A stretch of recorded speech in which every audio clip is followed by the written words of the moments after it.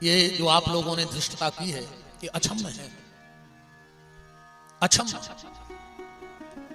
भजन, क्रिया, कर्म, प्रार्थना, याद, त्याग, तपस्या, तीर्थ, इन सबसे बढ़ के अगर कुछ है तो सत्संग है। इन सबसे बढ़ के सत्संग है। और ये मैं नहीं, ये भगवान शिव कह रहे हैं। भगवान शिव ने जब राम जी से वरदान मांगा तो क्या मांगा? बार बार बर मांगहूं हरस देव श्री रंग, पद सरोज यन पायनी भगति। और आखिरी में कौन शब्द आया? सत्संग। और बड़ा आवाज, सत्संग। भगवान राम ने कहा, भोलेनाथ जब तुमने भजन मांग लिया तो अब सत्संग की जरूरत क्या है?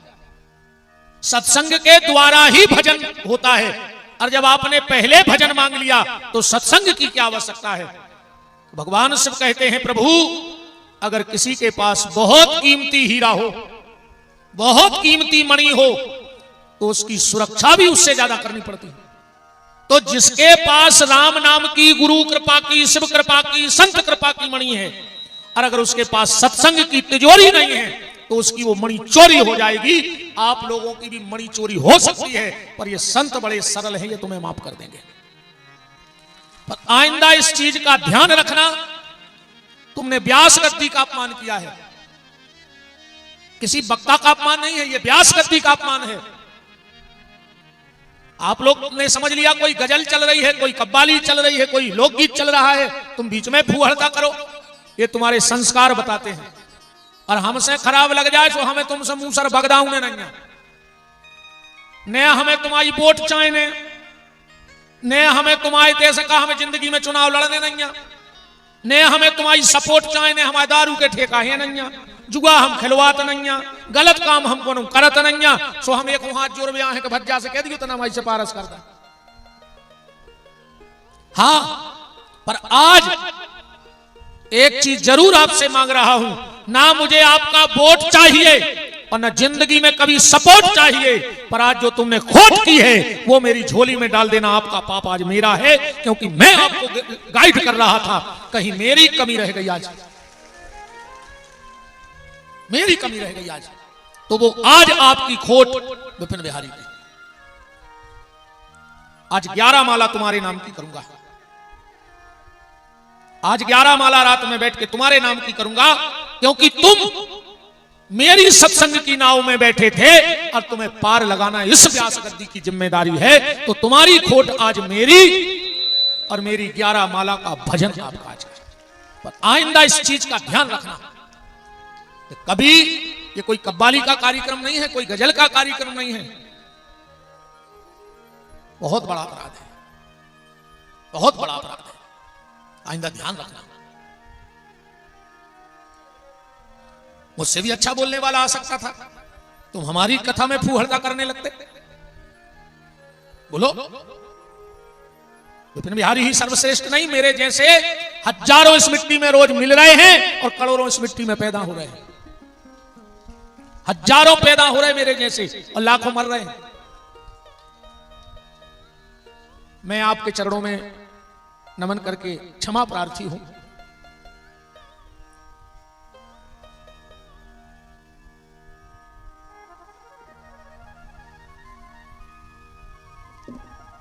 सुनो, अब यहां से सुनो। आज भगवान खुद का अपराध तो क्षमा कर देता है दीदी, पर भगवान से भगवत अपराध क्षमा नहीं होता। प्रबल प्रेम के पाले पड़कर प्रभु को नियम बदलते देखा, खुद का मान भले टल जाए पर भक्त का मान न टलते देखा। ये भक्त अपराध है।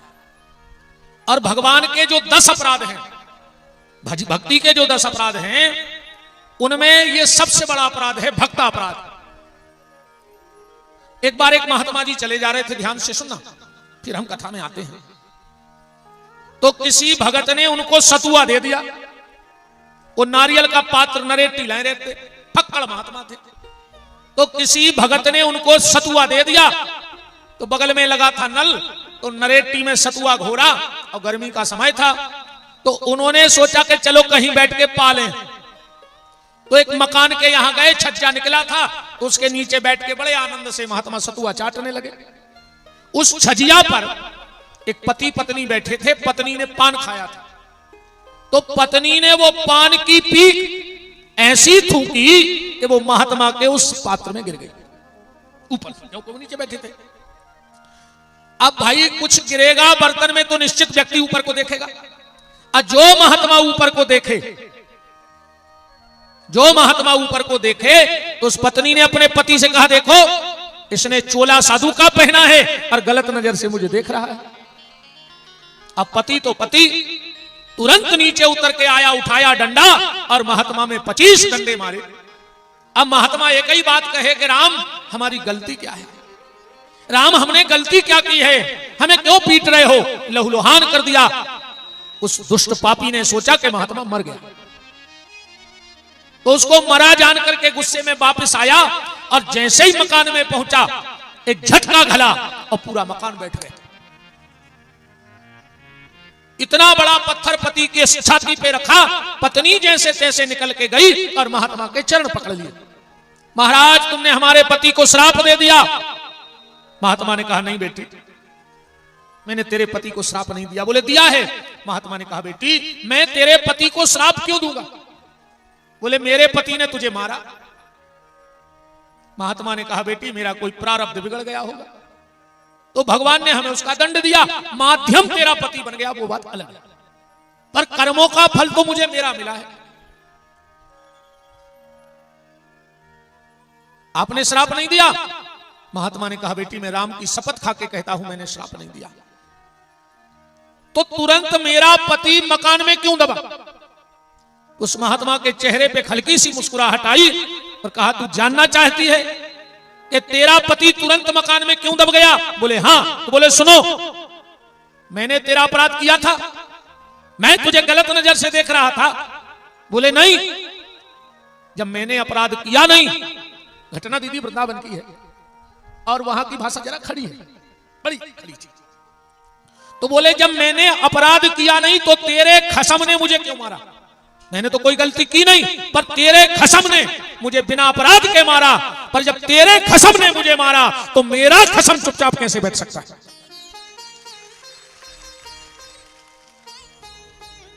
हमने सारे दुनिया के रिश्ते नाते तोड़कर इन महात्माओं ने, कौन कहता है महात्मा ने शादी नहीं की। दुनिया में कोई महात्मा बिना शादी का नहीं है। अंतर इतना है, हमने शरीर की शादी शरीर से की है और इन महात्माओं ने आत्मा की शादी परमात्मा से की है। जोड़ा वहां का बनाया है। हमने शरीर के संबंध माने हैं और इन्होंने देह भाव से ऊपर, गेह भाव से ऊपर और स्नेह का भाव लगा के आत्मा का विवाह परमात्मा से करा दिया है। सब कुछ छोड़ दिया इन्होंने उनके लिए। तो खुद का मान भले टल जाए, भक्त का मान न टलते देखा, प्रबल प्रेम के पाले पढ़कर प्रभु को नियम बदलते देखा। आज के सारे अपराध हमने ले लिए हैं, लेकिन आगे अपराध अब मत करना।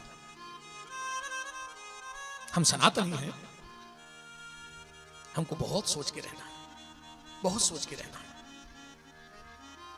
हम हिंदू हैं और हिंदू का मतलब ही माने हिमालय, जो हिमालय की तरह स्थिर हो। ही माने हिमालय, जो हिमालय की तरह स्थिर हो। और हिंदू का मतलब होता है चंद्रमा, जो सबको अपने आचार विचार व्यवहार से शीतलता प्रदान कर दे, वही तो हिंदू है, वरना काय का हिंदू है। चलो अब अपन लौट गए, वो तो होगा जो सो होगा। आओ कुछ माहौल को बदला जाए, आओ कुछ माहौल को बदला जाए। कुछ अपनी सुना दें, कुछ तुम्हारी सुन लें। आओ माहौल को बदला जाए, कुछ अपनी सुना दें, कुछ तुम्हारी सुन लें, तब जिंदगी का आनंद बन जाए, है ना। अब चर्चा यहां से है क्योंकि हमें आज कार्तिकेय जी का जन्म करना है। तो चर्चा आज की तैसे है एक। आज की चर्चा कहां से है? एक। एक का मतलब एक के बन जाओ। जैसे मैंने अभी कहा ना कि हमने हजारों से नाता जोड़ा, पर इन संतों ने एक से नाता जोड़ा। अब यहीं से कथा को उठाई लेते हैं। हमारे हजारों रिश्तेदार हैं, मामा काका फूफा चाचा दादा दादी नाती पोता, दुनिया भर के अलाने फलाने ढकाने हमके शहरे दुनिया के रिश्तेदार हैं। पर इनका एक रिश्तेदार है, उसका नाम है परमात्मा। और साधु का स्वभाव होता है, साधु किससे जुड़ता है? बोले जिसका संबंध राम से है। लक्ष्मण जी राम जी जब वन को जाने लगे तो राम ने कहा कि तुम रुको, माता पिता की सेवा करो। लक्ष्मण जी बोले कौन माता पिता? बोले दशरथ जी, कौशल्या। बोले प्रभु ये मेरे माता पिता जब तक थे जब तक तुमसे जुड़े थे, अब जब तुमसे दूर हो गए तो हम। साधु का रिश्तेदार कौन है? जो राम का है वो साधु का है, जो राम से दूर हो गया सो साधु से दूर हो गया। एक परमात्मा से जुड़े रहो, उसके भाव में आ जाओ। ऐसो समझ ले, एक पत्नी ने अपने पति से कही, एक पत्नी ने अपने पति से कहा कि तुम कबहू बाजार करवे नहीं जाते, जो कुछ भी खरीदना हो हम ही से खरीदवाते हो, तुम दिन भर घर में रहते हो। पति बोला सुनो, हम कामचोर नहीं हैं। तो बोले बाजार क्यों नहीं जाते? बोले हम इसलिए नहीं जाते बाजार कि दुकानदार हमें ठग लेते हैं। ईमानदारी बताओ, आदमी को सौदा लेने जाए सामान, और दुकानदार जो बोले वजनदारी में निकाल के दे दे। और वे माताएं काय की, दुकानदार तो ठीक, दुकानदार के बाप को पैसा कम करने पर। बोलो गलत तो नहीं है? दुकानदार तो ठीक, दुकानदार के बाप को पैसा कम करना पड़ेगा। पत्नी बोली अच्छा इसलिए नहीं जाते हो, ये कारण है? बोले हां। पत्नी बोली हम एक मंत्र दे रहे हैं, कटंगी का एक दुकानदार तुम्हें ठग नहीं सकता। पति बोला दे दो मंत्र। पत्नी बोली तो सुनो, तुम जो भी खरीदने जाओ और दुकानदार तुम्हें जो कीमत बताए उसके आधे भर करते जाना, तुम्हें दुनिया का कोई दुकानदार ठग नहीं सकता। अब मौसम बिगड़ा ही रहो, उन्हें सोची एक छत्ता ले आए, तुम रात में गिरने लगो। पहुंचा दुकानदार के यहां, बोले भैया छत्ता है? बोले हो दिखाओ। छत्ता देखा, एक पसंद आ गया। कितने को है? कहने लगो 200 रुपया को। एक तुरंत खबर आ गई कि पत्नी ने कही थी कि आधे कर दियो। कहने लगो 100 में पर है। वो कहने लगो हमारी ने तुम्हारी 150 लग है। कहने लगो 75 दाएं। ऐसे को तो दिमाग में बैठ गई कि जो दुकानदार का है अपन को आधो करना। दुकानदार बोलो कि देखो भाई वैसे ही तो सीजन नहीं है, धरे हैं, आखिरी लगे है 100। जो कहने लगो 50 निकाले। दुकानदार को गुस्सा आ गई कि यार कैसा पागल आदमी है यार, हम जितने कह रहे वो आधे करत जा रहा हो। दुकानदार गुस्सा में बोलो सुनो, तुम फ्री में ले जा। कहने लगो फ्री में ले जाए तो 2 ले जाए। फिर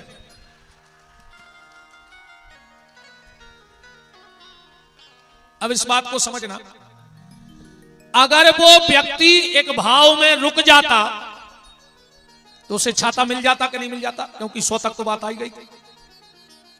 अगर वो व्यक्ति एक भाव में रुक जाता तो उसे छाता मिल जाता, पर वो एक भाव में नहीं रुका इसलिए छाता नहीं मिला। बस यही बात अपने जीवन में उतारना कि जब एक भाव में रुके बिना बाजार का छाता नहीं मिलता है तो परमात्मा के भाव में रुके बिना उसकी छत्र छाया कहां से मिल सकती? उसके भाव में रुकना होगा आपको। एक भरोसो एक बल एक आस विश्वास, और एक राम घनश्याम हित चातक तुलसी दास। एक कौन है? एक बार स्वामी विवेकानंद जी अपने गुरुदेव रामकृष्ण परमहंस जी के पास गए और बोले गुरुदेव मेरा एक चेला है, अगर उसको कुछ नंबर देने हो तो क्या दोगे? मेरा एक चेला है, अगर उसे कुछ नंबर देना हो तो क्या दोगे? रामकृष्ण परमहंस जी बोले बताओ उसके पास क्या है? बोले उसके पास बहुत पैसा है। बोले 1 0 दे दो। बोले उसका परिवार बहुत बड़ा है। बोले 1 0 और दे दो। बोले उसकी पहुंच पकड़ बहुत दूर तक है। बोले 1 0 और दे दो। बोले वो थोड़ा गुंडा टाइप का आदमी है। बोले 1 0 और दे दो। अब स्वामी विवेकानंद जी उपलब्धि पे उपलब्धि बता रहे और रामकृष्ण परमहंस जी 0 पे 0 बढ़ा रहे। स्वामी विवेकानंद बोले गुरुदेव ऐसे तो लाखों 0 लिख दो, जोड़ लगेगा तो 0 ही बनेगा। और स्वामी विवेकानंद समझ गए कि आज गुरुदेव से कुछ मिलने वाला है। बोले गुरुदेव मैं मानता हूं कि मान सम्मान धन दौलत सब जीरो है, पर इस जीरो की कीमत कैसे बढ़ेगी। रामकृष्ण परमहंस मुस्कुराए बोले, नरेंद्र उस जीरो के आगे एक को खड़ा कर दो तो जीरो की कीमत 10 गुना अपने आप बढ़ जाएगी। मतलब ये संसार में रहो, ये संसार में रहो, पर उस एक परमात्मा के बन के रहो। अगर वो साथ रहेगा तो ये सब की कीमत बढ़ जाएगी, तुम्हारे धन की कीमत बढ़ जाएगी। क्यों? अगर भगवान से जुड़े रहोगे तो वो धन अच्छे काम में लगेगा, लगेगा कि नहीं? धन धन्य हो जाएगा, और ना फिर पूरी जिंदगी धन धन धन धन, और आखिरी में मोड़ी मोड़ा लिखवा दे पिताजी को निधन, खेल खत्म, मर जाओ, मर जाओ प्यारे। उस एक ईश्वर से जुड़े रहो, अंत में वही काम आएगा। तो धन भगवान से जुड़ जाए, मन भगवान से जुड़ जाए, तन भगवान से जुड़ जाए। कल श्रद्धारूपी पार्वती शिव को हिमांचल ने अर्पण कर दी, कन्यादान कर दिया। से महापुराण में लिखा है कि व्यक्ति को अगर मनुष्य तन मिला है तो 12 दान जरूर करो चाहिए। अगर मनुष्य तन मिला है तो 12 दान जरूर करो जिंदगी में। ये महादान है 12। सबसे पहले है सोना दान, स्वर्ण। हम ऐसा नहीं कह रहे कि हमें लगा दीजिए, इतने जगह ही नहीं है दादा, हम खुदा ही पे 10-20 लाख को पहला ही से। हम ये बात एक नहीं करें कि दान की, हम ज्यादा दान की चर्चा करते रहेंगे ना। आदमी सोचे कि वो तो लग गया अपनी दुकान लगावे। जब अपनी बेटी का विवाह करो तो छोटे छोटे सोने के कान के फूल, अब बात जावी बहुत गहराई से पकड़ियो, कान के जो झुमके होते हैं वो पति के नहीं लगते, कि लगत है ससुराल दहे चढ़ाए में कान के झुमके नहीं आते। मां बनवा के देती है घर से, क्यों देती है, क्या परंपरा है ये? इन चीजों को ढूंढो, पर अब अभी तक पता नहीं है तो अब काय चक्कर में पड़ रहा है। अब तुम्हें हम कहा समझाएं, सूरज वे को टेम होगा, अब समझ वे को टेम या बचो, अब सूरज वे को टेम यहाँ है, अब समझ वे को टेम तो गाओ, कभी समझ हो। अब तो छोटे छोटे कान के झुमके अपनी बेटी को दे देना। दूसरा है चांदी, चांदी का दान जरूर करना जीवन में एक बार। फिर है तिल, तिली, तिली महादान में आती है। जीवन में एक बार तिल का दान, ये महापुराण कह रहा है, तिल का दान करना। जीवन में एक बार घृत को दान जरूर करियो। और हम तो कह जीवन में एक बार नहीं, अपने बच्चे के जन्मदिन पे नियम बना लो कि 1 पाव घी बगल के मंदिर में दान करेंगे। पर आज को आदमी तो नो होशियार है कि वो काय हो करने, वो घी दान एक हो करने। पंडित जी से कह दियो कि पंडित जी इस घी के दिए भगवान के सामने हमारे बेटे या बेटी के नाम से जलाना, क्योंकि जिनके घर का दिया भगवान के मंदिर में जलता है, उसके घर का दिया भगवान कभी बुझने नहीं देते हैं।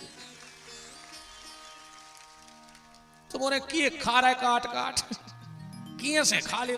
जिम्मे जी पढ़े लिखे बैठे हैं, दत्ता हरे आगे आगे सब VIP बैठे, जो VIP बैठे सब नहीं जाली के तो तुमने तो लोकल लोकल ये VIP नहीं, ये करें सत्यानाश पूरी पीछे वार खुश हो गया। अच्छा तुमने वो केक खा कैसे ले, तुम्हें तो जा बताओ। आधा घंटा बच्चा मुंह में थूक भरे रहते, कहीं बुझाओ मोमबत्ती, वो न दो सो केक में नई डिजाइन बन गई, पूरे में थूक थूक के बकबूदा से बन गए। अब कहीं काटो, मोड़ा ने चक्कू से काटो, कहीं अंकल को चटा दे, आंटी को चटा दे, सो पूरो थूक आंटी चाटे आई और पूरो थूक अंकल चाटे आए। नहीं आंटी को शर्म लगी, नहीं अंकल को शर्म लगी।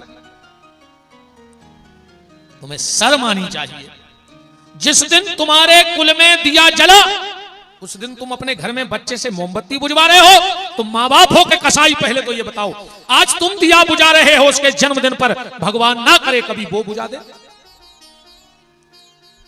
अरे जिस दिन बेटे बेटी का जन्मदिन हो, जितने साल का हो गया हो, यहां ले आओ, हनुमान जी के मंदिर ले जाओ, बच्चे से उतने घी के दिए जलवाओ और हनुमान जी से कह के आओ कि हनुमान जी एक दिन तुम्हारे घर के मंदिर की जगह कम पड़ जाए, पर हर साल घर से हमारे एक दिया बढ़ के आना कम ना हो जाए।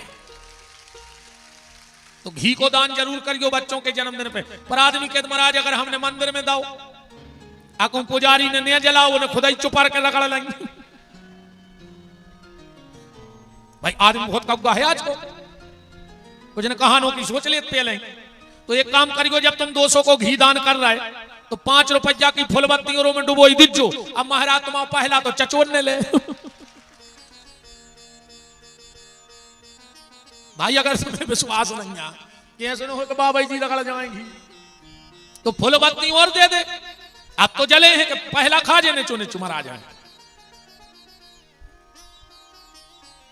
वस्त्र दान जरूर करना जीवन में। किसी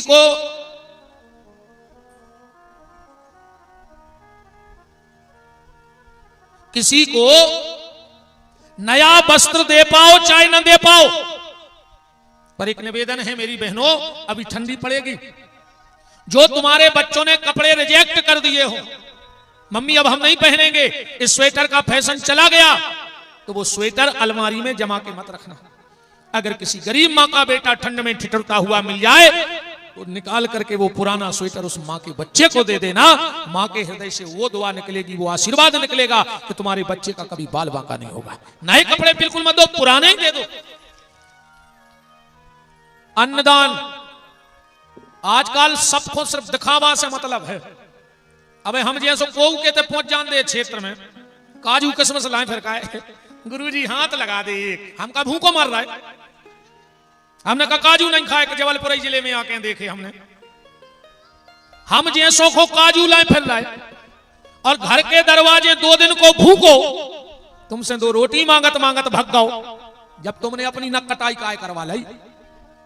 हम जैसों को काजू किशमिश खिलाओ चाहे न खिलाओ, पर अगर घर के दरवाजे कोई भूखा आ जाए, आप पैसे को मना कर देना, आप कपड़े को मना कर देना, आप गेहूं देने को मना कर देना, पर अगर आपसे कोई रोटी मांगे कि भूख लगी है 1 रोटी दे दो, तो अगर तुम्हारे घर में 1 रोटी हो तो आधी रोटी उसको दे देना। अगर वो तुम्हारे घर से भूखा चला गया तो तुम्हारी कई पीढ़ियों के पुण्य नष्ट हो जाएंगे। सिर्फ रोटी के लिए किसी को मना मत करना, बाकी कर दो, कोई चंदा लेने आए मत, हमें कोई, हम ज्यादा टेंशन नहीं बना, पर रोटी के लिए तुम्हारे घर से किसी। कई आदमी आजकल कोई मांग व्यवहार आते, बाबूजी कुछ मिलेगा, वे कहते हैं आगे बढ़ो, कहते को नहीं, हमने भाई ना हम कह देते का सब मर गए, अन्य हमारे हो तो मार जज्जो जैसी तोरे मन में भगवान सही करे, तोरे घर को न बचे। भाई जब तुम जाई कह रहे कहते को नहीं है आगे बढ़ो, तो भगवान के घर में को नहीं रहे, अब जो ही भूत कहीं फरत रहे। भूखे को भोजन, संत श्री मलुकदास जी की एक पंक्ति याद आई। उनसे किसी ने पूछा कि दुनिया में सबसे बड़ा भगवान के नजदीक कौन है, भगवान सबसे पहले रक्षा किसकी करते हैं? तो संत श्री मलुकदास जी कह रहे हैं कि भूखे को टुकड़ा प्यासे को पानी, हरि भक्तों की यही है निशानी। और दूबा साठी, दूबा साठी का मतलब है दूबा, दूबा तो जाने चढ़ाते, उसकी लाठी को डंडा बनाओ, कितो डंडा बने दूबा को। दूबा साठी संतन मारे तो चक्र सुदर्शनता को जारे। भगवान को आदेश है कि जो कोई रोटी खुआ रहा हो और वो धोखे से को दूबा की लठिया मार देवे तो सुदर्शन तुमको नाश कर दी, वो परिवार हो जाए। अन्नदान जीवन में जरूर करना। इसके बाद है गुणदान, गुड़ महादान में आउट है, जीवन में गुड़ का दान जरूर करना। फिर है नमक दान, नमक महादान में है, जीवन में नमक का दान जरूर करना। हम एक बात बताएं और इस पे हमें कहने में शर्म नहीं लगती, दीदी जो हमारे पिताजी हैं आज भी भिक्षावृत्ति करते हैं। हाँ, नहीं पंडितों को जो अमास पुण्य मांगत ना, हमारे पिताजी आज भी मांगते हैं। और मेरा जन्म स्थान है सागुनी ना, सागर जिले में, सुर्खी विधानसभा में। और अगर हम आज भी गांव में अमावस्या पूर्णिमा को पहुंच जाएं तो पिताजी हमें आटा मांगने भेजते हैं आज भी, और हम जाते हैं, हमें कोई शर्म नहीं। तो जब पिताजी हमें पहले छोटे में भेजते थे आटा मांगने, तो माताएं में नमक की डगलियां मिला देती आटे में, फिर हम थैलियां कर लेते, सो हम भारी चढ़चढ़ाते। इनको नमक की डगलियां मिलावे की क्या जरूरत थी, घरे आके छानने और परत डगलियां भी इन्हें परत। पर जब इन सब संतों की कृपा हुई, पुराण पढ़ा तो लगा कि पहले की माताएं बड़ी समझदार थी, इसलिए वो नमक का दान करती थी। फिर एक दान है कूस मांडव, पेठा महादान में आता है पेठा। जीवन में एक बार पेठा का दान जरूर करना। फिर है भूमि दान, भूमिदान जरूर करना चाहिए जीवन में, पर अब दिक्कत है कि खुदाई खोदे अबे तो पिलाट नहीं ले पा रहा है। अबे तो गाय पहल के राजा रजवाड़े को 50 एकड़ लगा दी, अब तो वे मंदिर की खा जे, अब वे मंदिर की छुड़ा ले। बोलो ये भज्जा जे को जो चला रहे हो सो खबर राखी को दद्दा ना, हमारी शिशुपाल कैसी घींच माए धरी जाए, तुम्हारे तो बैठे नहीं चे, हम आई है बिल्कुल सीध में, हम इतने आगा तो फिर चलो से सुझे को ध्यान रखो दद्दा। अरे न तुम तो बाद में उसके दो सॉरी, हम आई तो सीताराम हो जाए, चला तो रहो मनो हमारे इतने लिया जो कैमरा नो ऐको सीधो फिर गाओ तो बरबरी कैसी मूड धरी रहे मोरी प्रज्ञा धाम में। भूमिदान कैसे करना चाहिए ध्यान से सुन लो। अगर कहीं कोई मंदिर बन रहा हो, आप एक बोरी सीमेंट भेज दो, रेत भेज दो, ईटा भेज दो, तो तुम्हें भूमिदान का फल मिलेगा। जीवन में कन्यादान जरूर करना। जय जय महाराज। अगर भगवान ने तुम्हें बिटिया दी हो तो बहुत अच्छी बात है, ना दी हो तो परिवार में किसी बेटी का कन्यादान करना। देखो बेटा माता पिता को मरने के बाद पानी देगा कि नहीं देगा इसकी कोई गारंटी नहीं है। किसी को अपने बच्चे की गारंटी कि मरने के बाद हमें पानी देगा? बेटा मरने के बाद पानी देगा कि नहीं देगा इसकी कोई गारंटी नहीं है। पर बेटी जीते जी अपने मां बाप को बैकुंठ दे देती है। जिस दिन बेटी के हाथ पीले पिता करता है उसी दिन बेटी अपने माता पिता को बैकुंठ के दरवाजे खोल देती है। बेटी जीते जी मां बाप को बैकुंठ का अधिकारी बनाती है, और बेटा मरने के बाद पानी देगा कि नहीं देगा इसकी कोई गारंटी नहीं है। काय से अब पानी दाए कैसे ये देन देवे जब, ये तो जिंदा में नहीं देन दे रही। एक बात कहें कि जब सेवक मात पिता के हते, सतयुग में, त्रेता में और द्वापर में, और कलयुग में, कि जब सेवक मात पिता के हते अब सेवक होत लुगंजन के। कलयुग में नहीं बहुत दद्दा के सेवक, अब तो सासो तीरथ ससुरा तीरथ, तीरथ साला साली है, और दुनिया के सब तीरथ झूठे, चारों धाम घरबारी है। तेरे बाप से मेहरबान है और ससुर से कह रहे पापा जी, तुम्हारे मुंह में बाप से मेहरबान है, मुझे ससुर आ रहे पापा जी आपकी बहुत याद आ रही थी। बेशरम बताइए मार जा फांसी लगा के।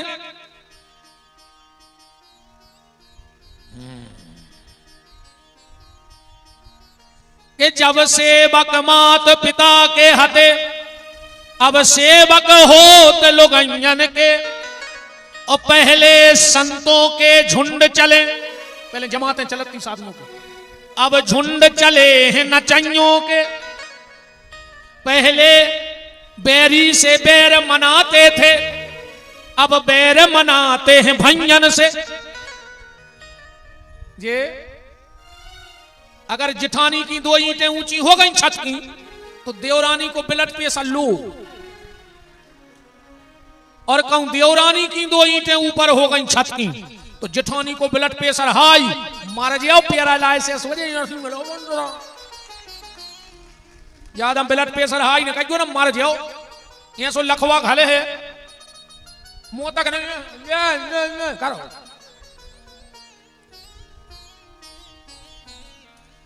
कि पहले बैरी से बैर मनाते थे अब बैर मनाते हैं भंजन से, और पहले पापी का सिर कटता। इस देश में पहले पापी का सिर कलम कर दिया जाता था कि पहले पापी का सिर कटता अब सिर कटते हैं गंजन के। अब गाय का सिर काटा जा रहा है इस देश में।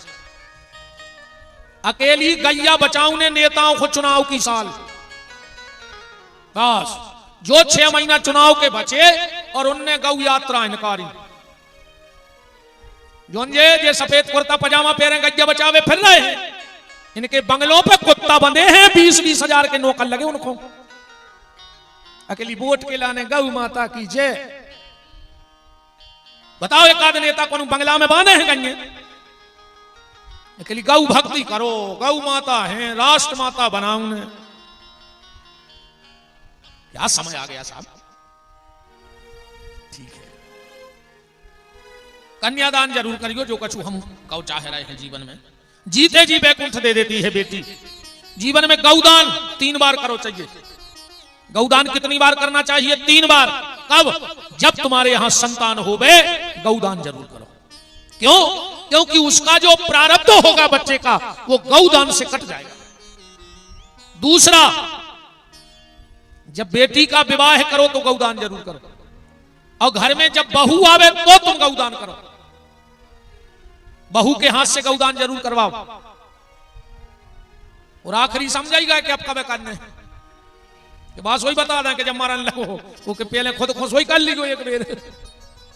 बच्चे के जन्म पे, बच्चे के विवाह पे और हमारे मरण की तैयारी पर गौदान 3 बार गौदान करो चाहिए। तो ये 12 दान हर व्यक्ति को करने चाहिए। तुम्हारा जीवन अपने आप सुंदर हो जाएगा। राजा हिमांचल ने अपनी बेटी का कन्यादान किया और हाथ जोड़ करके बोले भगवान शिव से कि भोलेनाथ कुछ दहेज ले लो। बगल में खड़ो तो ना दिया सो हंसन लगो। शंकर जी बोले तुम काहे हंस रहे? कहने लगो वे दहेज की कह रहे। शंकर जी बोले सो ना दिया, बोलो ले आई ले आओ, सो धार हो कहां दद्दा। मान के चलो ने फिर दे दो, कबाड़िया में पिलक फंसे हो। भाई मकान भी तो हो, सामान खो। शिव जी बोले नहीं नहीं मुझे कुछ नहीं चाहिए। बोले तो एक काम करो, कुछ हाथी घोड़ा ना दिया, बोलो एक न दे दियो। पूरी गर्मी हमें बांधे रहे, वही बारी अच्छा रहे, खुद बैठे रहे। शिव जी बोले नहीं नहीं मुझे हाथी घोड़ा भी नहीं चाहिए। हिमांचल राजा बोले फिर हमारी बिटिया काय से ले जाओ। शिव जी बोले कि हम तो साधन लाए हैं। ना दिया, बोलो और का, अब सिंगल चलते, अब डबल चलो, हमारे ऊपर बैठो। भगवान शिव ने पार्वती को कहां बिठाया? बैल पर। बैल माने धर्म। जो धर्म पर बैठ करके शिव के घर में आई, उसी दिन से इन माताओं को एक डिग्री मिल गई, धर्म पत्नी। धर्म पे बैठ के। और आजकल कहते हैं मैडम, जो दिन भर पति को बजाए डम डम डम, सो मैडम। अंग्रेजी में कहते हैं wife, this is my wife.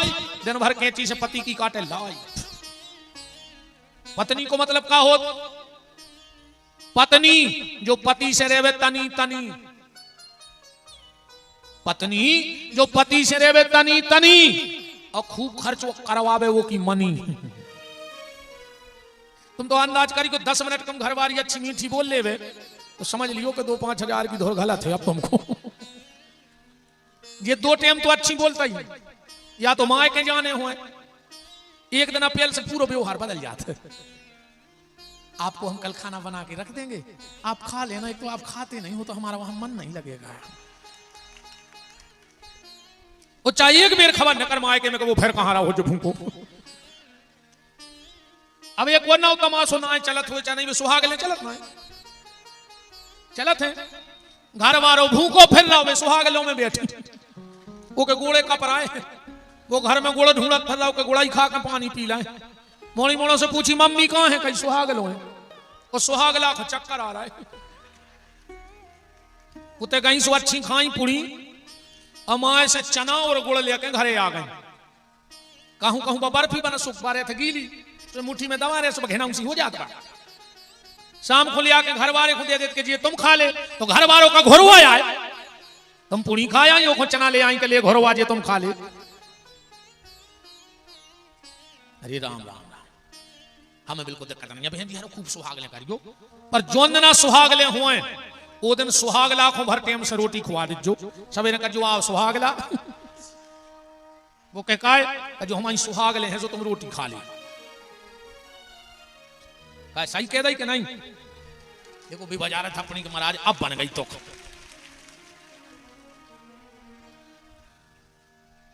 माता पार्वती वृषभ पे बैठ के आई धर्म पे, और आज आ रही है कार में बैठ के, पूरा घर बेकार कर रही। बोलो वो धरदा वो सोना हमने मार के बेचारे दूसरे के लड़का को नहीं धरदा। अरे राम, पार्वती जी बैठी चली जा रही हैं। पार्वती सोच रही है अब घर आहे, अब घर आहे, अब घर आहे। अब जो चीज आई नहीं अब कहां से आ जाए? चलत चलत कैलाश पे पहुंची। शिव जी बोले देवी उतर जाओ। पार्वती ने सोची बहुत देर के चल रहे हैं तो बारी जाके नीचे रेस्ट कर रहे होंगे, 2 घंटा हो गए रे। पार्वती जी बोली भोलेनाथ घरे नहीं चल रहे। शंकर जी बोले कौन के? पार्वती बोली अपने। शंकर जी बोले 2 घंटा से घर आइए बैठे, इतनी तो प्रॉपर्टी है ही अपने थे, जो चबूतरा हो जो बारी जाको पेड़ो। पार्वती बोली तुमने मकान नहीं बनवाओ। शिवजी बोले देवी प्लाट तो ले लाओ है। कहां? बोले कटंगी में। शंकर जी को प्लाट हो कटंगी में गारंटी से। ऐसा कौन गांव नहीं है जहां शंकर जी को प्लाट न हुए? मार घटा बताओ ऐसा कौन गांव है जहां शमशान घाट न हुए? ये शंकर जी के प्लाट इधर है सब। पार्वती बोली जब प्लाट ले लो तो मकान का नहीं बनवाओ। शिवजी बोले देवी भूतों ने कब्जा ठोक दो है, केस चल रहा है, जैसा ही अपने पक्ष में फैसला आओ और अपन ने कुटी सैंक्शन करवाई, मकान बन जाए। इतने में ध्यान से सुनना बात को, इतने में पार्वती की नजर, अब राम कथा का विषय तो यहां से अलग हो गया। वहां तो यह है पूछे रघुपति कथा प्रसंगा सकल लोक जग पावनी गंगा, पर भगवान शंकर के ब्याह से एक शिक्षा जरूर ले लेना। आज के जो दंपत्ति हैं, भगवान शिव के विवाह में जितना विवाद हुआ दुनिया के किसी विवाह में इतना विवाद नहीं हुआ। बात को पकड़ना हंसत चल गयो लेकिन सार नकारत चल गयो। जितना विवाद भगवान शिव के विवाह के पहले हुआ उतना विवाह में किसी के आज तक विवाद नहीं हुआ।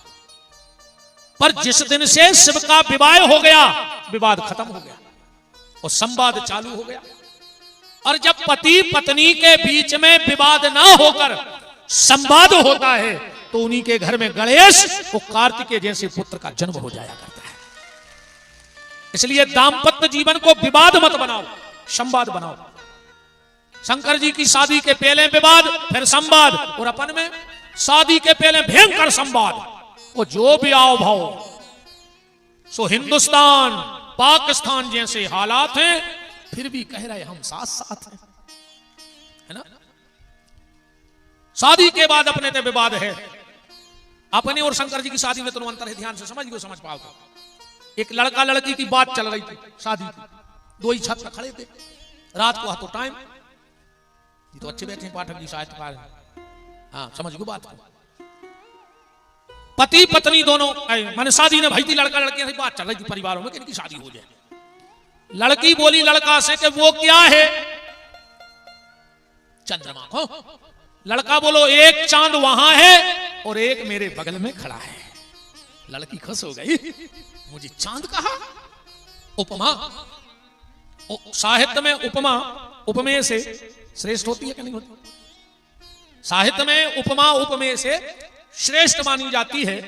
जैसे हम कहते तुम तो चांद को टुकड़ा हो, चाहे धरे हो चूल्हे कैसे कर ले, कहने पर तुम तो चांद को टुकड़ा हो, उपमा उपमेय। और समझ में नहीं आया तो हम आए थे तो ये खतरनाक उपमा देते थे। जब माताएं जुआ निकारत हैं, अच्छा पकड़ के बाहर खींच के कहते हैं जी पड़ासो न करो पड़ासो। अब बताओ इनकी मूड में पड़ा बन जाए, बताओ आप। और तो लड़की ने कहा वो क्या है? लड़का बोला एक चांद वहां है एक मेरे बगल में खड़ा है। लड़की बोली पिताजी शादी करें तो यही लड़का से, वो हमें चांद कह रहा हूं। तो शादी हो गई। 1 साल बाद फिर 2 ही छत पे खड़ी भाई शादी की। लड़की ने फिर वही अदा में पूछी वो क्या है? लड़का बोलो तुम्हारी का 2 ही फूट गई, तुम्हारा बाप या लालते अल्लाह ठाड़ो, हमें नहीं दिखा रहा हो कि चंद्रमा है। क्या हालत है अपन की शादी के 1 साल बाद। संवाद पति पत्नी में होना चाहिए, विवाद नहीं होना चाहिए। क्योंकि जो आज के पति पत्नी हैं वो कल के माँ बाप होंगे, और जो आज के माँ बाप हैं वो कल के पति पत्नी थे। संस्कार तुमसे मिलेंगे, पति पत्नी से। अच्छा मम्मी पापा लड़े और बच्चा दूसरे कमरा में थप्पड़ी बजावे गाय, बोले काय? बोले बिना टिकट को सर्कस घर ही हो तो रोज न किराओ लगने ने खर्चा ले मजा सर्कस को 2 ही नमूना लड़ रहा है, बाल बच्चे मजा ले रहे। संस्कार। जिंदगी कैसी हो? बचपन कृष्ण की तरह हो हमारे बच्चों का। बचपन कैसा हो? कृष्ण की तरह नटखट चंचल उछलता कूदता बचपन हो। जवानी कैसी हो? राम के जैसी हो। मर्यादा में कसी हुई। बचपन कृष्ण की तरह हो, जवानी राम की तरह हो, और बुढ़ापा, जैन साहब बैठे हैं, बुढ़ापा भगवान महावीर की तरह हो, तो समझ लेना कि जीवन धन्य हो गया, सबसे मुक्ति हो जाए बुढ़ापे में। सिर्फ उससे मिलने की चाह, भगवान महावीर की तरह, जिनका सूत्र था कि जियो और जीने दो। आजकल लोग कह रहे पियो और पीने दो, खुद भी पियो दूसरों को पीने दो, जबकि भगवान महावीर का सूत्र था जियो और जीने दो। पर बुढ़ापा भगवान महावीर की तरह हर व्यक्ति का निकलना चाहिए, भगवान श्री ऋषभदेव की तरह निकलना चाहिए, श्री भरत की तरह बुढ़ापा होना चाहिए। तो वहां तो रामायण का विषय लगा, अब शिव पुराण में आओ। पार्वती की नजर शिव जी के सिर पे पड़ गई, गंगा को देख लिया। भोलेनाथ, जब मैं आ गई हूं तो तुम्हारे पास ये दूसरी पत्नी कौन है? शिव ने कहा देवी ये गंगा है। तो सिर पे बिठा लिया। बोले गंगा गंगेति यो भ्रूयात योजना नाम सतैरपि मुंचते सर्व पापेभ्या विष्णु लोकम सगच्छति। विष्णु पुराण का श्लोक है। अगर 100 योजन से गंगा को नाव ले लो जाए तो विष्णु लोक की प्राप्ति हो जाए। पर कबे ऐसी गंगा जाए सभी कुछ नहीं हो रहा, घर में कर रहा है दंगा और हर महीना सफर रहा है गंगा। अच्छा भाई तुम्हारे बताओ कितने जने गए थे गंगा जी? अब कुंभ पर हो तो आदमी ने बन रहा हो तो सब गए थे। कितने सुधार गए? हाँ तो छज्जू वो दिन से एक दिन मंदिर को नागा ने भाव जो अंदर गंगा सफर के लौटी है 100 आदमी। हाँ तो छज्जू एक ही जना को नागा नहीं भाव। वाह चलो गंगा जावे बारों में 400 हते हाथ उठावे बारी में, लेकिन 2 बच्चे मैंने कछु मतलब नहीं करो काय। अरे वो तई के तो सुधरा नहीं अरे आदमी कहो संग बारो नहावे जाए जो वो के डिब्बा में से पुड़ी निकाल लेता आदमी चोरी से। वो तो गंगा सफर रहा है। हाँ दीदी आदमी तीरथ जाए 50 को नोट डलो हो तो पे पांव धर के खड़ो हो जाता। संगवारों के कहले इतना झुनझुनी आ रही पांव तुम चलो हमारा है 50 को तो उठा लाए। बेईमानी जा कहता भरी 1 महीना से तो डुबकी मार रहा हो का रहा उसे बताओ। बात तो तब है कि जब तुम एक बार तीरथ जाओ और जब लौट के आओ तो जहां बैठ जाओ वहां तीरथ बन जाए।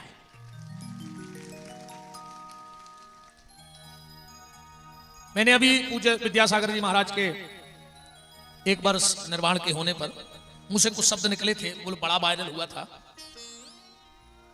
मैंने कहे थे, किसी ने उतनी क्लिप काट के फेंक दी।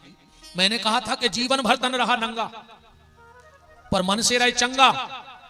जहां जहां से निकल गए उतई बह गई धर्म की गंगा, वो भारत के स्वाभिमान का तिरंगा। ऐसे थे पूज्य विद्यासागर जी महाराज। तो तुम एक बार गंगा जाओ, एक बार तीरथ जाओ और फिर तुम जहां बैठ जाओ वहां तीर्थ बन जाए। जैसे उदाहरण के तौर पर पूज्य प्रज्ञानंद जी महाराज कई तीर्थों में गए पर जब लौट के कटनी में बैठे तो प्रज्ञाधाम तीर्थ ही बन गया। इसके पहले यहां क्या था? क्या था बताओ? तीर्थ ऐसे जाओ कि फिर तुम जहां जाओ तहीं तीर्थ हो जाए। नहीं ऐसे कुछ नहीं हो रहा, तुम तो हर महीना सफरो, ऐसे तो तुम घरे सफर रहे हो क्या रहा बदलो।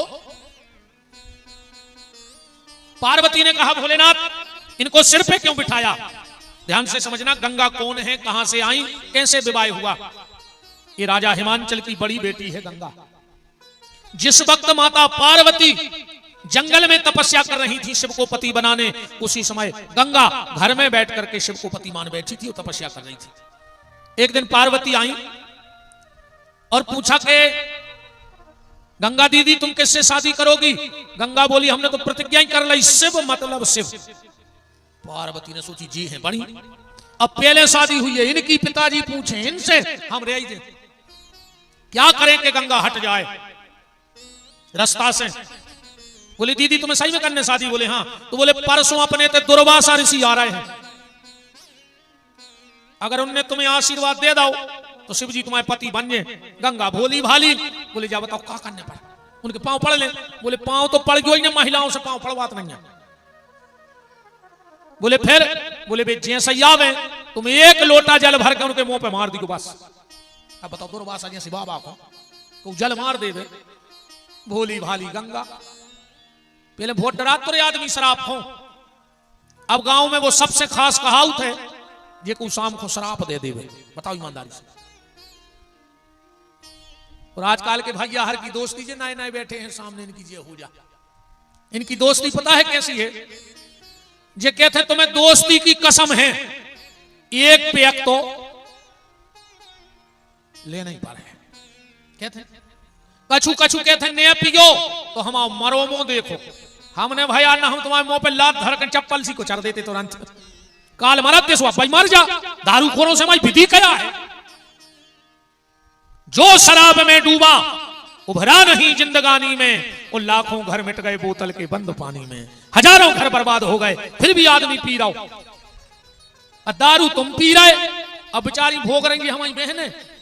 दारू तुम पियो मार जे खाएं, दारू तुम पियो गाली जे खाएं। तुमने से काम करियो एक आदमी अच्छी पी के आवे कम तो भीतर से लगत जो कुंडी अच्छी एक घुटी ऐसी मारी को पीठ में कि हड्डी टूटे ने उन्हें पाए ने हफ्ता ने तो सवेरे को बता पे है कि लोग आई ने मारो वो कुत्ता से खोचा रहे हफ्ता घरे।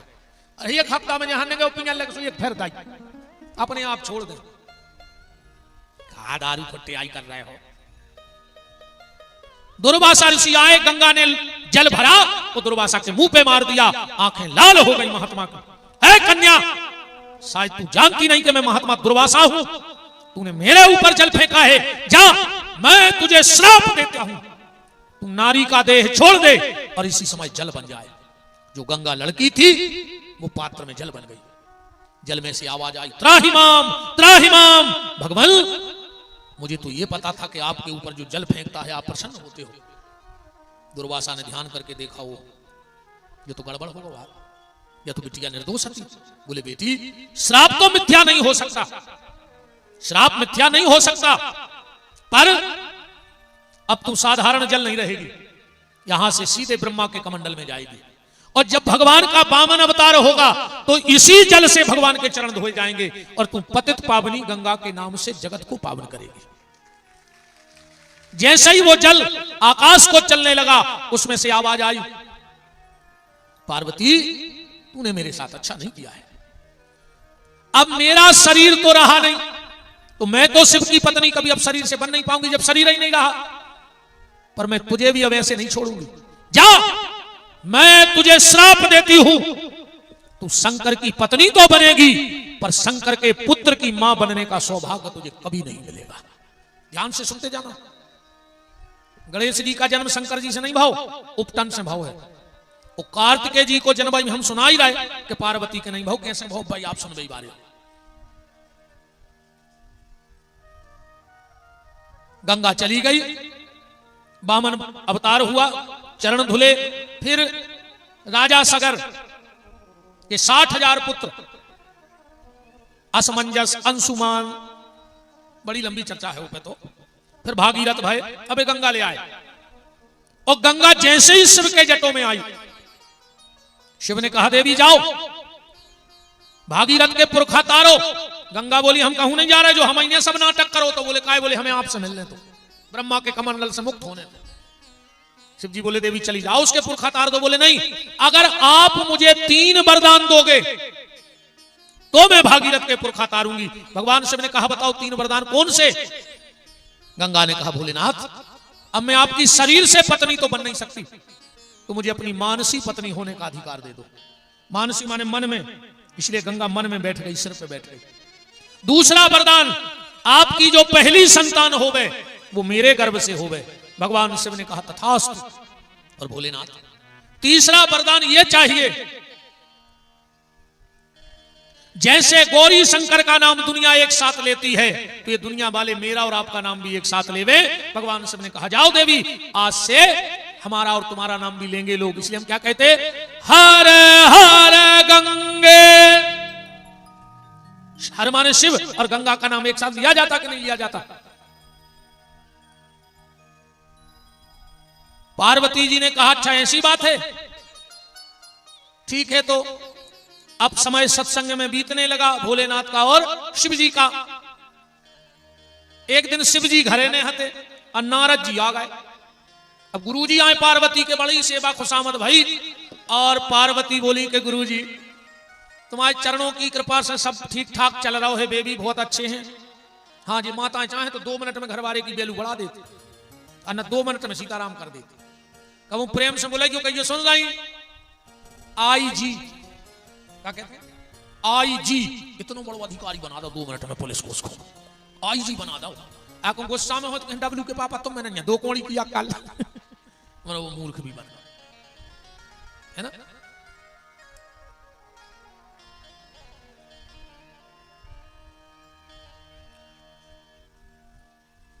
सुनाओ पार्वती फिर दिक्कत क्या है। पार्वती जी बोली कि गुरुजी अब तो ऐसी इच्छा है कि आंगन और भरो भरो लगन लगो, आपकी कृपा हो जाए, बाल गोपाल हो जाए, हम मां बन जाएं।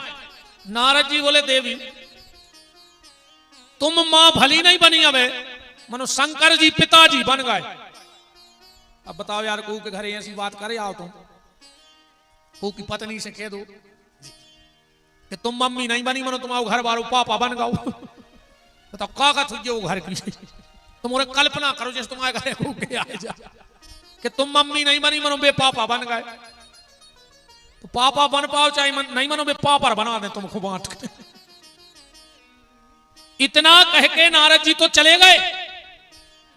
शाम को जब भोलेनाथ आए, पार्वती ने कहा स्वामी मैंने सुना है तुम पिता बन गए। शिव जी बोले हां बन तो गया हूं। क्या कह रहे? बोले हां मैं पिता बन गया। देवी शायद तुम्हें याद नहीं है कि तुम्हें गंगा ने श्राप दिया था कि मेरे पुत्र की तुम मां नहीं बन सकती। पार्वती को याद आ गया तो कहा कहां है पुत्र। शिव जी बोले सुनो देवी ध्यान से सुनना। एक तारकासुर नाम का दैत्य हुआ, उसने भगवान शिव के पुत्र से मरने का वरदान मांगा और उसी लिए देवताओं ने विवाह कराया। एक दिन देवता गए, बोले भोलेनाथ तुम्हारा तो विवाह हो गया पर हम लोग तो जाएंगे कहीं, वो सब परेशान है तारकासुर से। अब शिव जी ने सोचा कि पार्वती को श्राप है, मेरे पुत्र की मां बन नहीं सकती, तो क्या करूं। ध्यान से सुनना बात। भगवान शंकर ने हिमालय की गुफा में तेज रखा। अग्नि नारायण कबूतर बन के आए और भगवान शंकर के वो तेज को खा लो। अच्छा अग्नि का काम क्या है? देवताओं को भोजन कराना। आप लोगों ने ध्यान किया हो कभी, कौन देवी देवता को हवन करवाओ तुम घर में, गणेश जी को, शंकर जी को, राम जी को, दुर्गा जी को, पर पंडित जी हर मंत्र के पीछे कहे हैं स्वाहा स्वाहा। जो कहा है स्वाहा, मंत्र किसी भी देवता का हो पर हर मंत्र के पीछे बोलते ना स्वाहा स्वाहा। ये अग्नि नारायण की पत्नी है, यज्ञ नारायण की। इनकी 3 पत्नियां हैं, स्वाहा, स्वधा और मातृ। अग्नि नारायण की आंखों पर 1.25 हाथ के पलक डले हैं, उनको दिखता नहीं है। तो तीनों पत्नियों का काम अलग अलग है। जब स्वाहा नाम की पत्नी जाती है तो कहती हम आ गए स्वाहा, स्वाग्नि मुंह खोल दे, तो जो साकल लगे रहते है वो देवताओं के चलो जाते। अब ध्यान से सुनना, पितरों का जो पूजन होता है, 13वीं का जो हवन होता है, उसमें स्वाहा नहीं बोला जाता, उसमें क्या कहा जाता है? स्वधा। मातृभ्यो स्वधा, पर पितृभ्यो सुधा, पितृभ्यो सुधा। वहां स्वाहा का उच्चारण नहीं होगा। जो विद्वान बैठे हैं पिंडदान में महाराज जी स्वाहा बोला जाता है कि स्वधा? स्वधा बोला जाता है। स्वधा का काम है पितरों को भोजन कराना और मातरों का काम है सप्तऋषियों को भोजन देना। इसलिए हम लोग जब गायत्री करते हैं, संध्या करते हैं, पूजन करते हैं, तर्पण करते हैं, तो ना वहां स्वाहा बोलते हैं ना वहां स्वधा बोलते हैं, फिर कहेंगे प्रियंतान्नमम और जल छोड़ देंगे। तो देवताओं को भोजन कराने का काम स्वाहा का, स्वधा का पितरों का। अपन हिंदू हैं, सनातनी है, वेदों को जो पता नहीं है कि पितर कितने प्रकार के होते, वे तो चिल्ले आ रहे हैं कि पितर पितर पितर। काय के पितर? बताओ एक आध को नाम पता हो कि पितर कितने प्रकार के हो और कौन पितर को बनत है। ये चीजें नोट करो। पितर होते हैं 3 प्रकार के, वसु पितर, रुद्र पितर और आदित्य पितर। जब हमारे माता पिता शरीर त्यागते हैं तो वो वसु पितर कहलाते हैं, हमारे दादा दादी रुद्र पितर कहलाते हैं और हमारे पर दादा दादी आदित्य पितर कहलाते हैं। अब पंडित जी ने कई पितरों की आहुति छोड़ दे, तुमने कई पितरे भ्यो स्वाहा, बाऊ दादा जिंदा बैठे, तुम साकल होम रहे उनके नाम को, तुम्हें पता ही नहीं है कि हम कर क्या रहे। माता पिता भी हमारे पितर हैं। अगर तुम्हारे माता पिता हैं तो तुम्हें वसु पितर की आहुति नहीं छोड़नी है, दादा दादी नहीं है तो फिर छोड़ो, आदित्य पितृभ्यो स्वधा, और दादा दादी भी हैं और पंडित जी ने कई पितरों की आहुति छोड़ो तो फिर एक आहुति छोड़ो, आदित्य पितृभ्यो स्वाहा। बड़े से बड़ा भयंकर पितर दोष किसी के घर में लगा हो, आप कल से सिर्फ 3 लोगों को तर्पण देने लगो। 1 लोटा जल भरियो स्नान करके, जिस तरफ पूर्व हो उस तरफ मुंह करके खड़े होना और अपने हाथ को, दाहिने हाथ को सीधा करना और लोटे से उंगली पे जल डालना और कहना दुनिया के जितने देवता हो हमारा जल स्वीकार करो। फिर उत्तर दिशा की तरफ मुंह करके खड़े होना और इस हाथ को ऐसा कर लेना, देखो हमारे हाथ को ध्यान से, जल ऐसा डालना कि यहां से गिरे और यहां से नीचे गिर जाए, और कहना सप्तऋषि जल स्वीकार कर लो। अब फिर दक्षिण दिशा बाएं हाथ की तरफ मुंह करना और हाथ को ऐसा करना, यहां से जल डालना कि अंगूठे उंगली के बीच से गिर जाए और अपने गोत्र का नाम भर ले लेना और कहना हमारे गोत्र के जितने पितर हैं उनको जल स्वीकार हो जाए, क्योंकि हमारे यहां वो परंपराएं हैं। इसलिए तो हम सनातन धर्म को धन्यवाद देते हैं। एक बात सुनना, एक लड़के ने अपने बाप को मारा और वो जोर जोर से रो रहा था और कह रहा था, या अल्लाह अगले जन्म में मुझे किसी हिंदू के घर में जन्म दे देना, या अल्लाह मुझे अगले जन्म में किसी हिंदू परिवार में जन्म देना। तो किसी ने कहा क्यों? बोले आज मैंने अपने बेटे से पानी मांगा तो उसने मुझे मारा। धन्य है वो हिंदू धर्म जो मरने के बाद भी लोग अपने माँ बाप को पानी देते हैं, इसीलिए ये धर्म बंदनीय है। तो तर्पण हर व्यक्ति को करना चाहिए।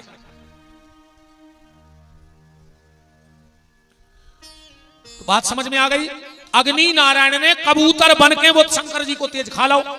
अब अग्नि को काम है देवताओं को भोजन करावो, पूरे देवताओं के पेट में वो शंकर जी को तेज चलोगा, पूरे गर्भ रहेगा सपने। देवता घबरा गए कि अब क्या करें, तो हिमालय में जाके उल्टी करी वो तेज। हिमालय भी वो तेज ने समार पाओ, सबको तेज आए। वहां से नदी की धार चली और वो पूरा तेज आके गंगा में गिरा। उस सरकंडे के घास में वो एक बालक बन गया। उसी समय विश्वामित्र निकले। बहुत ध्यान से बात को समझना। इस बालक ने कहा मेरा नाम रखो। विश्वामित्र बोले मैं क्षत्रिय हूं और ये कर्म ब्राह्मण का है। इसने कहा अगर तुमने मेरा नाम रख दिया तो मैं तुम्हें आशीर्वाद देता हूं, तुम क्षत्रिय के शरीर से ही ब्राह्मण हो जाओगे। इसलिए वो थे तो ब्रह्म ऋषि, पर कार्तिकेय के आशीर्वाद से राज ऋषि बन गए।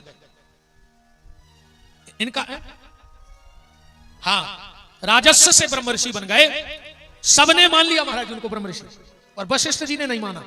तो एक दिन विश्वामित्र ने सोची कि ये कई विरोध कर लो, एक हटा दे, अपनो एक छत्र राज हो जाए, एक आदमी विरोधी हटा दे। विश्वामित्र जी गए वशिष्ठ को मारवे रात में। तो संयोग देखो अरुंधति बोली कि स्वामी एक बात बताओ, जब पूरी दुनिया विश्वामित्र को ब्रह्म ऋषि मान चुकी, राज ऋषि से, तो तुम काहे नहीं मान रहे? और विश्वामित्र ने कहा अब मिले है सही मौका। कान लगा के खड़े हो गए। बोले सुनो देवी, विश्वामित्र में सारे गुण ऋषियों के और ब्राह्मणों के आ गए, बस एक गुण अब क्षत्रियों को है। बोले क्या? बोले बात बात पे क्रोध करता है, बात बात पे क्रोध करता है। जिस दिन क्रोध त्याग देगा उसी दिन मैं उसे गले लगा लूंगा। विश्वामित्र ने फेंकी तलवार और जाकर वशिष्ठ के गले लग गए कि आज से क्रोध का त्याग। यही से ना जो वशिष्ठ से लड़ सका वो ताड़का मारी छोड़े न मार पाता, और वचन दे दिया था कि हम क्रोध नहीं करेंगे कभी जीवन में। तो नामकरण हुआ कार्तिक के महीने में। कार्तिक के महीने में सप्तऋषियों की 6 पत्नियां गंगा स्नान करवे आई, और तो एक बड़ो प्यारो लल्ला परो शंकर जी को बेटा। 6 ही लड़ बैठी। बोले को हम पाल हैं, बोले हम पाल हैं, पहले हम दूध पिले। अब उनमें 6 में झगड़ा होने लगा। उस बालक ने कहा लड़ो मत, मैं 6 माताओं का दूध एक साथ पीऊंगा। और एक चेहरे के कितने चेहरे किए? 6। उन माताओं का नाम था कृतिका। कातक में लगा था कृतिका है। कातक के महीने में जो माताएं नहाऊ तो कातक नहाऊ तो नहीं गाथु यो तोले सा महारानी, नमो नमो हरि की पटरानी, नमो नमो जिनकी हम दासी बेईने मेले। एक माता जी गई 2-3 जगह तुलसी धार वे, सो मिल गए रजगीरा के लड़ुआ। सो सब बेखाला मोड़ी मोड़ों ने, सो सब तो गा रही थी जिनकी हम दासी बेईने मेले, और वे गुस्सा में गा रही थी जिन्हें खो रहे पुआसे बेईने मेले। हमारे लड़ुआ मोड़ी मोड़ा खा गए, है ना। 6 माताओं का दूध, 6 कृतिका माताओं का दूध एक साथ पीने के कारण इनका नाम क्या पड़ गया? कार्तिकेय। पार्वती जी ने अग्नि से पूछा कहां है शिव जी का तेज? बोले मैंने देवताओं के पेट में भेज दिया। देवताओं से पूछी, बोले वो तो हमने हिमालय पे उगल दो। हिमालय से पूछी, बोले हमने गंगा में बहा दो। ढूंढती ढूंढती पार्वती और कहां पहुंची हैं? गंगा के घाट। और उन 6 कृतिकाओं से कुमार कार्तिकेय जी को लाई हैं। इंद्र हाथ जोड़ के आ गए, बोले भोलेनाथ हमारी इच्छा है कि तुम्हारे बेटे का जन्म उत्सव इंद्रलोक में मने। एक दिन की कह के गए सब देवता और 1 महीने तक उत्सव चला। फिर भगवान शिव ने कहा तो जाओ, तुम 1 दिन की कह के गए थे और 1 महीने तक उत्सव चला। आज से इस पूरे महीने का नाम ही कार्तिक का महीना पड़ जाएगा। हर महीना की कथा है, चैत कैसे पढ़ो, बैसाख कैसे पढ़ो। कार्तिकेय जी का 1 महीने तक जन्मदिन चला, इसलिए इनका नाम, महीने का नाम कार्तिकेय पड़ गया।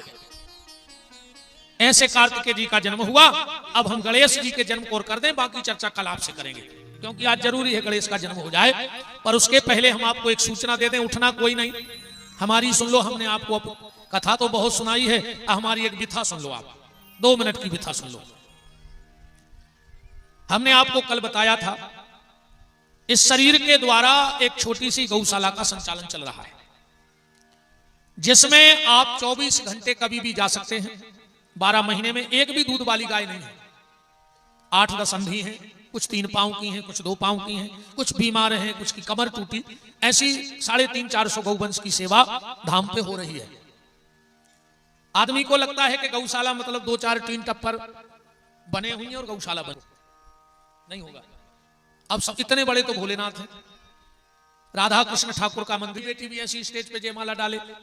अब वो तो बेचारी जिंदगी निकल जाएगी, उस गार्डन का कर्ज नहीं चुका पाएंगे। तो हमने उसको ऐसे बनाया है कि कोई भी गरीब माँ बाप अपनी बेटी की वहां शादी करें, उनसे 1 नया रुपया नहीं लिया जाएगा। 1 नया रुपया भी रसीद में नहीं कटता है। और उस दिन जो मेरे पास होता है, मेरा आश्रम का नहीं, मेरा 10,000, 5,000, 2,000 जो है वो बहन कोई भैया की तरफ से पाए। लड़की बात जो हमसे रूखा सूखा बनेगा, हम तो ब्राह्मण हैं, हमने कहा ना हम आज भी आटा मांगते हैं, तो हम तो किसी के भी सामने झोली फैला लेंगे कि भैया गरीब बेटी का ब्याह करना है, कुछ थोड़ा थोड़ा डालो यार, हो जाए। व्रताश्रम भी है। बात सिर्फ हम ये बता रहे हैं, हम साल में वहां एक कार्यक्रम करते हैं। अभी 13 मार्च से था, अभी पिछला, अब 15 जनवरी से वहां हमारी कथा है। हम साल भर कथा में यजमान बनाते हैं, जोड़े बिठाते हैं। जहां जहां हम जाते हैं वहां बैठने वाले से हम 11,000 रुपया लेते हैं। कितना? 11,000। उसको हम 25 कार्ड भी भिजवाएंगे, उसी की फोटो लगवा करके। 7 दिन रात का भंडारा चलता है। चाहे कोई 4 बजे आए रात में तो हम भोजन कराएंगे, चाहे 10,000 खा जाए, चाहे 25,000, भोजन को मना नहीं है, क्योंकि सबसे बड़ा भजन है भोजन। तो 7 दिन रात का भंडारा, ऐसे दिव्य दिव्य संतों का आगमन। और तुम्हारे 11,000 को का कर है वे हम वो गौशाला के निर्माण में लगा दे, आगे की व्यवस्थाओं में लगा दे। क्योंकि मेरी प्रतिज्ञा है कि जिस दिन गौशाला के नाम का दान लेकर एक अन्न का दाना खा जाएं, तो हनुमान जी हमारा सर्वनाश कर देंगे, अगर वो कलयुग के देवता हैं। और अगर इन 7 साल में मैंने आश्रम का एक अन्न का दाना खा लिया हो, 7 साल चलाते हो गए आश्रम को, पानी के अलावा अगर एक अन्न का दाना खा लिया हो, पैसा तो बहुत अलग बात है, या 1 पैसे का डीजल मेरी गाड़ियों में जल गया हो गौशाला का, तो हनुमान जी हमें अभी मार डाले अगर उनमें दम है तो। 50 रिश्तेदार ले आओ, हम पूरी पूजा की सामग्री आपको देंगे, आपको बिल्कुल सुबह थाली लग के मिल जाएगी। इस बार 18 पुराण होने, 18 वक्तात्व के लिए पुराण का पाठ करेंगे। जीवन में कोई 18 पुराण नहीं करवा सकता, और 11,000 में अगर 18 पुराण का पूजन करने का सौभाग्य। और पैसा कहां जा रहा है? गौशाला में, गैया की सेवा में, गौरी की सेवा में, बूढ़े की सेवा में। मैं 7 दिन रात भंडारा चलता है। हमारे इस बार यजमान थे, ये बैठे हैं सुदामा जी, दमोह जिला भोरासा से। इनसे पूछो, राम कुमार भी बैठे साहब जी, ये यजमान बने थे। हमें भोजन करते देखा आप लोगों ने आश्रम का। एक दिन ये लोग नहीं माने, बोले गुरुजी आप खाते नहीं। हमने कहा तुम घर से आटा लाए? बोले हाँ। हमने कहा जाओ जहां तुम रुके हो वहां से 2 कक्कड़ बना के लाना। हमारे माँ बाप भी बैठते हैं उस कथा में, 7 साल से बैठ रहे हैं। हमारा पूरा भोजन पानी अलग, माता आती है हमारी माँ, और वो हमें 4 रोटी बना देती हैं, सुबह 4 शाम बना देते हैं। तो हमें तो आपका भोजन भी नहीं करना उस पैसे का, अन्ना किसी प्रकार का कोई धन हमको वहां से चाहिए। हमारा उद्देश्य यह है कि गरीब बेटियों का विवाह होता रहे, अंधी लंगड़ी अपंग अपाहिज गौ माता की सेवा होती रहे। और ये गौ सेवा की प्रेरणा मैंने 2 लोगों से ली, एक तो पूज्य विद्यासागर जी महाराज से और दूसरी पूज्य मलुक पीठ वाले राजेंद्र दास जी महाराज से। मैं जैन समाज को भी हृदय से धन्यवाद देता हूं।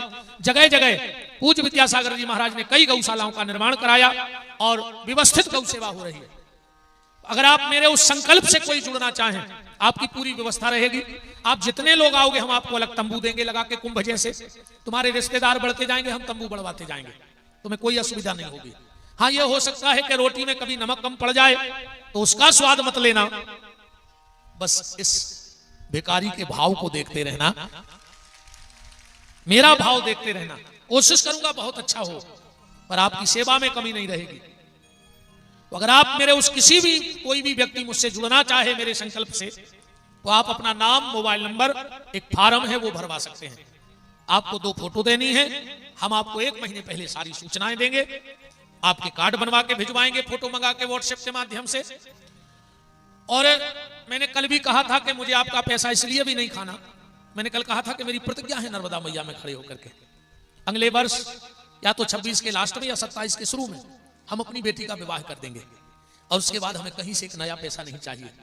जो भी आपने आज ये चढ़ाया है, ये हम इसी गांव में देके जाएंगे, आप भी रहोगे और हम भी रहेंगे। इस पैसे से मेरी जिस गांव में कथा होगी उसी गांव में 1-2 गरीब बेटियों का विवाह होगा। मैं जिस गांव में हाथ खोल के आऊंगा और ऐसे हाथ उठा के आपके कल्याण की कामना करके चला जाऊंगा, पर किसी गांव से 1 नया रुपया नहीं उठाऊंगा। मुझे पैसा चाहिए नहीं। आश्रम कैसे चलेगा उसके बाद गौ माता जाने, वहां के आश्रम को भी हम त्याग देंगे, क्योंकि वो भी मोह का कारण है, बंधन का कारण है। वो भी चलेगा, पर ये जीवन तो सिर्फ गरीब बेटी के विवाह है और गौशालाओं की व्यवस्थाओं के लिए। लोग नेत्र दान करते हैं, किडनी दान करते हैं, लीवर दान करते हैं। मेरे पिताजी ने एक बार कहा, बेटा तुम कुछ ऐसा करना जो किसी ने ना किया हो। हमारे पिताजी ने हमसे एक शब्द बोला था कि बेटा कुछ ऐसा करना जो किसी ने ना किया हो। मैंने बहुत विचार किया, मैंने कहा नेत्रदान कोई भी कर देता है मरने के बाद, मैं जीते जी ये शरीर गौ और गौरी के लिए दान कर दूंगा। तो बेटी की विवाह के बाद ये शरीर मेरा दान हो जाएगा जिंदा में। ये चलेगा तो गौरी और गौ के लिए, बोलेगा तो गौरी गौ के लिए। सिर्फ रोटी खाऊंगा, जिस यजमान के रहूंगा। अब मुझे जहां जाना है वहां छोड़ देना। अगर आप मेरे संकल्प से जुड़ना चाहें तो आप सादर आमंत्रित हैं। एक भगत ने 1100 रुपए भी दिए थे हमें गौशाला के लिए, उनके लिए भी बहुत बहुत धन्यवाद है। हमको जरूरत है, हम भाई देखो बहुत बड़े आश्रम के मालिक है नहीं, हमारे पास कोई दूसरी आय है नहीं गौशाला की कि 10-20 एकड़ जमीन नहीं होती। तो हम तो कथा से जबरदस्ती को से नहीं, जिन्हें जो दे दो सुले जाके उते लगा देते अन्य देव जजमान बिल्कुल न बनियो। पर 15 जनवरी खबर राखी, वो सुर्खी फूल लाइन पे आश्रम है जो नन्या के तुम जजमान ने बन पाई जाने दे समुद्र अन्य दे तुम्हें। अरे यहाँ दादा हम तो अच्छी जो चकाचक खज्जो और अच्छी कथा सुनियो। ठीक, तो जो भी अगर गौशाला के लिए कुछ दान देना चाहें तो आप बिल्कुल दे सकते हैं। मैं भगवान भोलेनाथ को व्यास गद्दी पे साक्षी मान के कहता हूं, आपका दान सीधा वहीं जाएगा, मेरा 1 नए रुपए का स्वार्थ नहीं होगा। और तुम देखो चाहे ना देखो, हनुमान जी तो देखेंगे, जिनकी हम सौगंध खाए बैठे हैं वो हमें मार डालेंगे। तो अब कार्तिक जी को जन्म होगा, गणेश जी को जन्म, पार्वती के मेल से हम कल बताए हैं कि मूड कहां चली गई कट गए। ये गौशाला का ये उदय राज प्रताप जी के द्वारा राशि भेंट हुई है। श्री सुरेश जी 1100 रुपए दोनों भक्तों की तरफ से आए हैं। तो पार्वती जी के लल्ला हो गए। और कल माताओं कल की कथा मत छोड़ना, हम एक ऐसा उपाय बताएंगे कल की कथा में, आप कर लेना। मैं आपको वचन दे के जा रहा हूं, आपके सामने कभी आपकी गोदी का लल्ला इस दुनिया को छोड़ के नहीं जाएगा। बस एक उपाय बताऊंगा मैं कल की कथा में। किसी माँ बाप को अपने बेटे को उस जगह लेटा नहीं देखना पड़ेगा। अगर माँ बाप एक काम कर लें, और जो हमारे यजमान हैं, शिव महापुराण में लिखा है कि कथा सुनाने वाले को 12 दान देने चाहिए। तो आप इसमें यह भी लिखा है कि 1 मुट्ठी अन्न दान कर दो तो 12 दान का फल मिलता है। तो कल हमारे यजमान 4-4 अन्न के दाने ले आना, आपको 12 दान का फल मिले। 4-4 गेहूं के दाने, ज्यादा नहीं है, चार ना हो तो 2-2 दाने ले आना, पर कल की कथा में अन्नदान जरूर करना। अब एक भगवान गणेश जी को जन्म है, भैया श्री जयंत जैन जी 51 रुपए गौ माता को भेंट हुए हैं। हमारे सोनी जी भी पधारे हैं, कहां लग गए हमारे भगत जी, मौसम यादव जी, मौसम नेमा जी, श्री भगवत सिंह जी मंजली भैया, श्री शंभू सोनी जी 51 रुपए उन्होंने भी भेंट किए। अभी जहां हम कथा करने गए थे जिला सिवनी मेहता, वहां से